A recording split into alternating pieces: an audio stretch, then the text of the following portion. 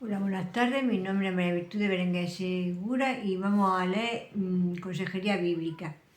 ¿A quién recurre tu congregación cuando necesita ayuda? Mi esposa y yo estábamos en un retiro de matrimonio con 12 parejas. Tanto los hombres como las mujeres estaban trabajando, con dolor pero con honestidad, con los fracasos en sus matrimonios. A los líderes de grupos pequeños de retiro se les dijo que ayudara a las parejas a pensar sobre cómo aplicar el Evangelio a sus debilidades matrimoniales. Después me senté con los líderes de los grupos para ver cómo les había ido.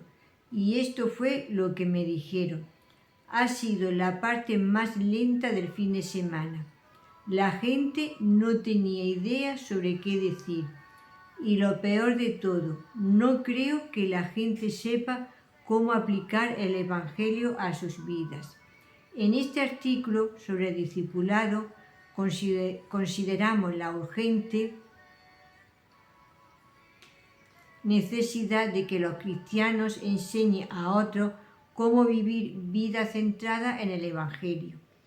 Esta revista de 9 marcas está dedicado al tema de la predicación, lo cual es fundamental para el discipulado cristiano.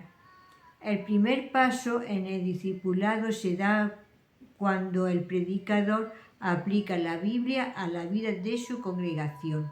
Al oír los creyentes la palabra y al crecer en su entendimiento del Evangelio, crecen también en su amor por Cristo.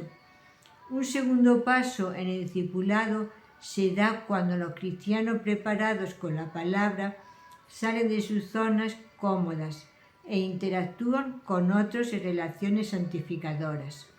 Al juntarse los creyentes se aguzan unos a otros y se ayudan unos a otros a ver la gloria de Cristo. Con demasiada frecuencia, los pastores y los miembros de la Iglesia no cumplen estas responsabilidades y, como consecuencia, rara vez vemos un crecimiento espiritual adecuado en nuestras congregaciones. El fracaso del pastor: descuidar la aplicación bíblica. Pregunta a cualquier cristiano lo que enseñó su pastor el domingo por la mañana y en el mejor de los casos te dará un rápido resumen del pasaje y alguna que otra ilustración. Ahora, pregúntale cómo ese mensaje tuvo un impacto en su vida y por norma general te dirá algo así de vago. Fue de ayuda, fue de ánimo o incluso hizo que me alegrara de ser cristiano. Ninguna de estas respuestas es mala. De hecho, es de esperar que sean ciertas. Pero ¿qué pasa cuando José, cristiano, o Susana, cristiana, salen por la puerta de la iglesia el domingo por la mañana y vuelve a un mundo caído? Vamos a considerar unos cuantos ejemplos prácticos.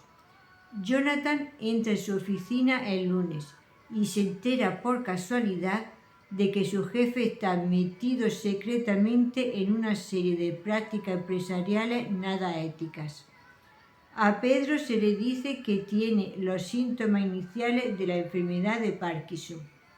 Al niño de 5 años de Susana le da una rabieta cada 5 minutos y nunca hace ningún caso a las instrucciones de su madre.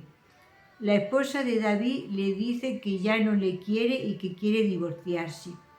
El novio de Julia intenta convencerla de tener relaciones sexuales con él, a pesar de que él dice ser cristiano. ¿Saben estas personas cómo el Evangelio es pertinente a su situación en particular? Si son como la mayoría de los cristianos, no lo saben. Así es que buscan en otra parte. Jonathan llama a sus 3 mejores amigos y le pide que le aconsejen. Pedro se mete en internet y lee todo lo que puede sobre la enfermedad de Parkinson. Susana se acuerda de algo que leyó en una revista e intenta ayudar a su hijo con su autoestima. David y su esposa recurren a un consejero y éste le recomienda técnicas de comunicación descubierta en la última investigación matrimonial. Julia recurre a su programa de televisión favorito donde le dan consejos sobre relaciones con chicos. ¿Por qué recurren los cristianos a este tipo de ayudas?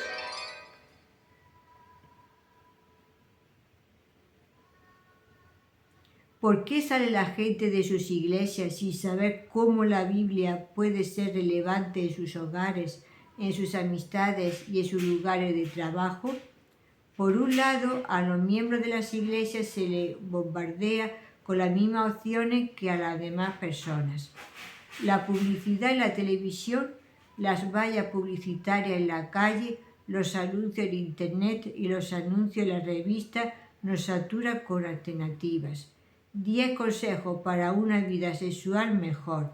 Administra mejor tu dinero, menos estrés y más felicidad tomando estas vitaminas. Haz que tu vida sea más eficiente.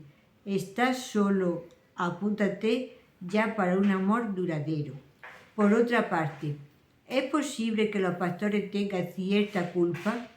Probablemente. Pregúntale a cualquier pastor reformado cuánto tiempo dedica a la hora de preparar sus predicaciones a hacer exégesis del texto, comparado con el tiempo que dedica a pensar sobre la aplicación bíblica. Con demasiada frecuencia, la aplicación se queda en el camino, se vuelve muy trillada y se añade al sermón como un apéndice. ¿Pero a qué precio? Otros pastores evangélicos se enfrentan una y otra vez al problema opuesto. La aplicación de sus predicaciones es débil porque no la fundamentan en el texto bíblico. Hay demasiados pastores que ven principios de liderazgo en Nehemías mucho antes de dedicar tiempo a luchar con el texto bíblico. Andreas Kostenberger ha afirmado que la aplicación bíblica es la parte más crucial, aunque la más difícil del proceso de interpretación. Precisamente por ser tan difícil, los pastores no consiguen predicar sermones con una aplicación robusta, controlada por el texto. Las personas que no sepan cómo aplicar el Evangelio a los detalles cotidianos de sus vidas nunca crecerán en su amor por Cristo. Ahí lo tienes. Pastor, este es un llamado a despertar. Si no enseñas a tu gente aplicación bíblica, no habrá pastoreado al rebaño de manera adecuada. El fracaso del miembro de la Iglesia de cuidar la santificación relacional. Ya que estamos repartiendo la culpa, permítame que incluya también a los miembros de las iglesias. Como cristianos, deseamos ser fervientes evangelistas y con razón, pero una vez que hemos conseguido que la gente haya entrado por la puerta principal de la iglesia, con demasiada frecuencia sentimos que ya hemos cumplido con nuestro trabajo. Pocas veces nos preocupa el bienestar espiritual a largo plazo de los demás creyentes en nuestras iglesias. Quiero sugerir que una de las cosas más importantes que los miembros de las iglesias pueden hacer con su tiempo es lo que yo llamaría la santificación relacional.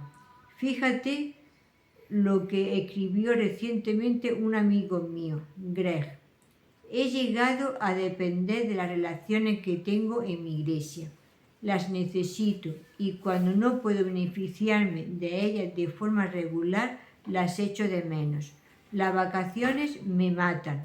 Sí, son divertidas, es cierto, pero después de una semana o dos me doy cuenta y me duele de que falta algo en mi vida y son las relaciones en mi iglesia.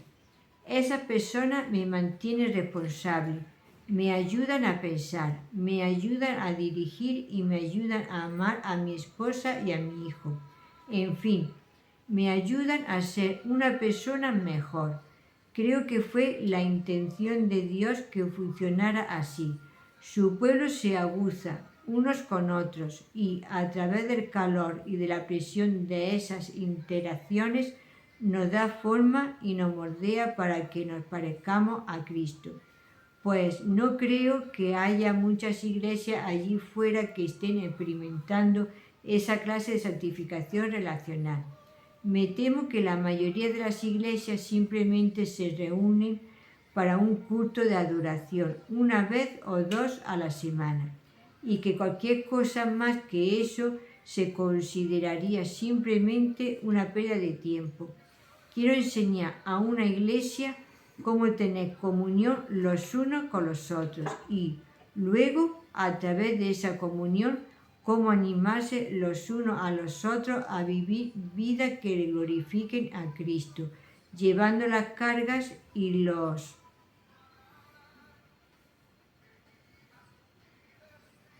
dolores los unos de los otros, compartiendo las alegrías los unos de los otros, reprendiéndose y amonestándose los unos a los otros cuando sea necesario. Me encanta cómo Greg dice que las vacaciones le matan. No es algo que se oiga muy a menudo, incluso de creyentes, pero Greg echa de menos a la iglesia, a la gente, las relaciones. La parte que más me gusta de este párrafo es la parte justo en el medio.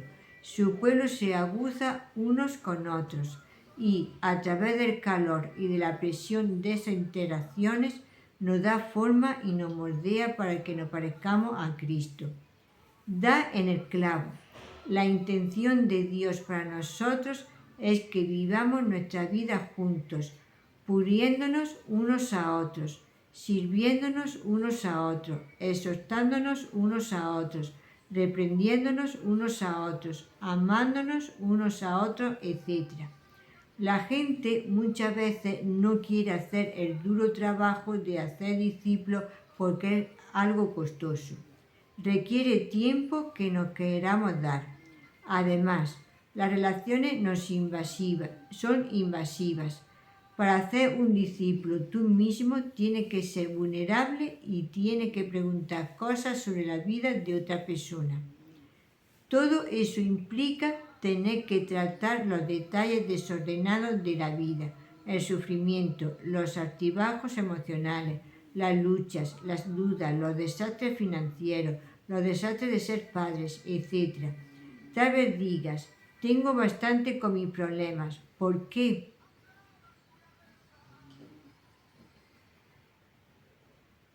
¿Voy a querer ensuciarme con los problemas ajenos?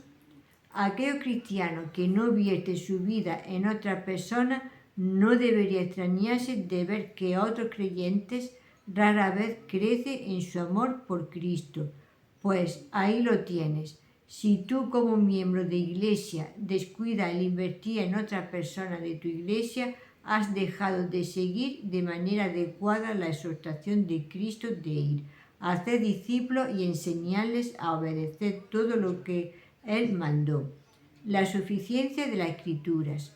No hace falta que seas un ingeniero aeronáutico para que entiendas lo que voy a decir ahora. El discipulado cristiano tiene que ver con enseñar a otra persona a aplicar las verdades del Evangelio a todas las áreas de sus vidas. Los pastores deberían hacerlo en sus sermones y los miembros deberían hacerlo en sus relaciones los unos con los otros. El discipulado está arraigado ante todo en la suficiencia de las Escrituras. Decir que algo es suficiente es decir que tiene todo lo que necesita para poder hacer aquello que es intención hacer.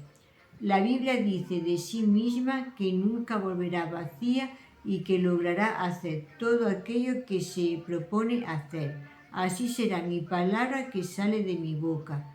No volverá a mí vacía sin haber realizado lo que deseo y logrado el propósito para el cual la envié.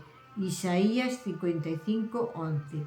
Además, la Biblia es suficiente como nuestra guía para la salvación y para una vida piadosa, por cuanto su alcance lo abarca todo, provee todo lo necesario para definir y tratar toda la gama de los problemas de la vida, al guiar y definir lo que creemos, cómo pensamos, lo que decimos y cómo nos comportamos. La Biblia lo abarca todo y nos provee de una perspectiva global cristocéntrica que capacita a hombres y a mujeres caídos para poder ver todo en el mundo desde la perspectiva de Dios. En su institución de la religión cristiana, Juan Calvino describió esta perspectiva global por medio de la analogía de las gafas. Si pones un hermosísimo tomo delante de unos hombres ancianos o de vista cansada o que no ven bien, aun si lo reconocen como algún tipo de escritura, apenas podrán juntar dos palabras. Sin embargo, con la ayuda de unas gafas empezarán a leerlo bien. Así también las escrituras, recogiendo en nuestra mente el conocimiento de Dios que de otro modo quedaría confuso. Habiendo despedido nuestra torpeza claramente, nos muestran al Dios verdadero. La vida cristiana está llena de sufrimiento físico, de altibajos emocionales, de tiempos de sequedad espiritual y de otras muchas luchas. Con cada lucha, los cristianos se enfrentan a una decisión. ¿Recurriré al mundo en busca de ayuda o dejaré que la Biblia hable a mí?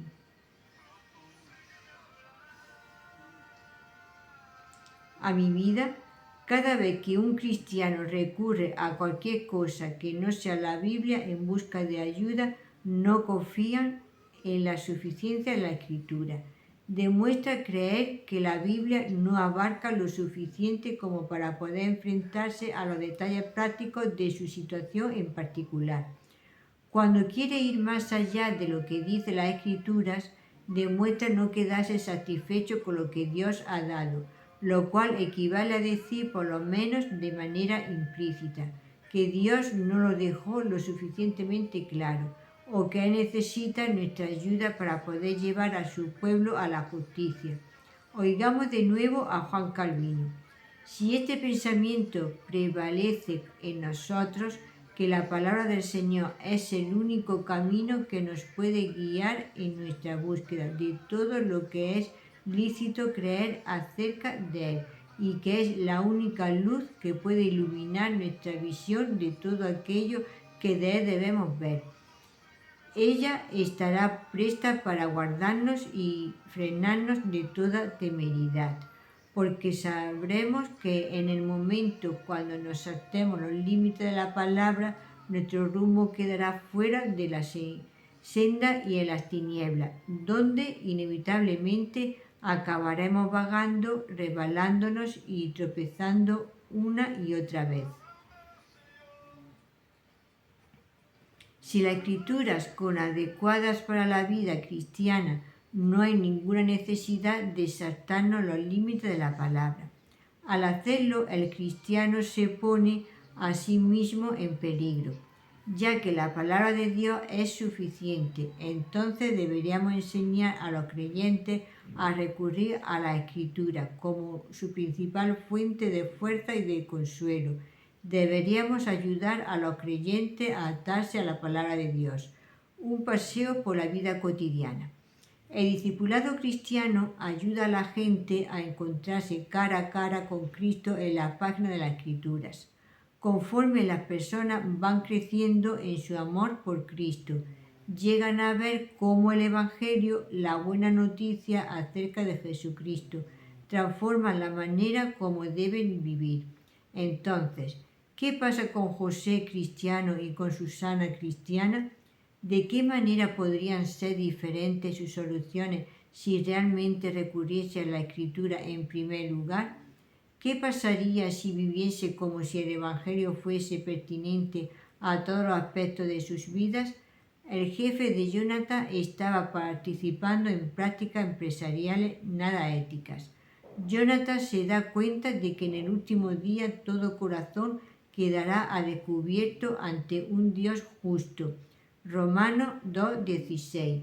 Ya no temen más a su jefe, en vez de eso teme a Dios, y eso le libera para que pueda hacer lo correcto. Proverbios 1:7. A Pedro se le ha diagnosticado que está en la primera fase de la enfermedad de Parkinson, pero él sabe que su verdadero tesoro no pertenece a este mundo.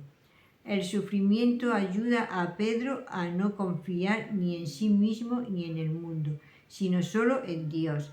2 Corintios 1, 8 y 9. También sabe que el sufrimiento hace madurar a los cristianos para que llegue a ser un pueblo piadoso que el Señor va moldeando para sí mismo. Santiago 1, 2 al 4. El hijo de Susana no le escucha. Ella se da cuenta de que su hijo tiene que aprender a vivir en obediencia a Dios. Efesios 6, 1 al 3. Ella tendrá que enseñarle a vivir bajo una autoridad piadosa. Hebreos 12, 5 al 6. Y tendrá que disciplinarle con el fin de salvar su alma de la muerte. Proverbios 23, 14. La esposa de David quiere poner fin a su difícil matrimonio. David se da cuenta de que su propio orgullo ha estropeado por completo la capacidad de su esposa de seguir su liderazgo. Proverbios 16, 18. David confiesa su pecado a Dios. Salmo 51, 4. Y busca el perdón de su esposa. La esposa de David le puede perdonar solo porque Dios la ha perdonado a ella a través de la muerte de su hijo. Colosenses 3:13. El novio de Julia quiere tener relaciones sexuales con ella antes de que se casen. Julia encuentra su confianza en Dios y no en ninguna relación. Proverbios 3:25 al 26. Su deseo de vivir como Cristo la llama a una vida de santidad y de pureza. Levítico 11:45, que la deja sin otra alternativa. Tendrá que cortar con un novio que es hipócrita. Fíjate lo hermosa que llega a ser la vida cristiana cuando la gente toma decisiones radicalmente moldeadas por la palabra de Dios. Vamos, reconócelo, pastor. Quisiera que tu gente viviese de esta manera. Espero que no estés desanimado por el hecho de que todavía no viven de esta forma. Pueden llegar a hacerlo, ya que con Dios no hay nada imposible. Pídele a Dios ahora mismo que te ayude a ser un expositor más fiel de su palabra. Pídele que te enseñe cómo predicar con una robusta aplicación bíblica, fundamentada en el texto bíblico. Pídele a Dios que levante miembros de tu iglesia que encuentre gran gozo en hacer discípulos. Ora para que nunca se quede satisfecho ante la apatía espiritual de otras personas. Ora para que estén dispuestos a hacer el sacrificado trabajo de invertir en otras personas. Tu misión está clara: ir a hacer discípulos y enseñarles a obedecer. Y si lo haces, espero que encuentres una cosecha de justicia que crezca más allá de tus sueños más inalcanzables. Si te ha gustado, le puedes dar a la campanita y un like, así te notificaciones. Y también puedes dejar un comentario en el número de teléfono 624-593636.